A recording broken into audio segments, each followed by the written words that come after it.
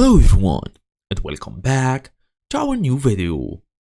So if you have installed the Shopify app you no longer need or one that's causing issues, and installing it properly is important. So in today's small tutorial, I show you step by step on how to actually install a Shopify app in the new version in 2026. So let's get started. Number 1. Open your device, make sure you are fully connected to the internet. Open your favorite browser and go all the way to Shopify.com. So usually they're gonna take you to the main page where you should enter your email address, password for you to log in. After this, we're gonna go all the way to open the app section from the left sidebar on this apps area here. So we just opened it.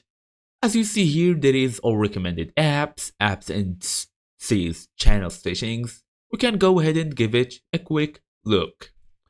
So as you see here, I only have this one app called Judge.me Reviews. So I'm gonna go and tap this three-dot menu. I can either open the app, view the details, get support for this app, or just uninstall. For you guys, just all the way to uninstall. They're gonna tell you will no longer be able to use this app and its associated discount will be deleted. The request will send to the app developer within 48 hours to delete all personal customer information. Reason for uninstalling: it's quite optional, but you can pick it. For example, not using app now, how to set up or use, not satisfied with support, limited or missing feature, or even more. After this, all we're gonna do is tap on uninstall, and it will be installed basically effectively. After this, you can go and check the bill and ensure recurring charges are stopped. And that's it.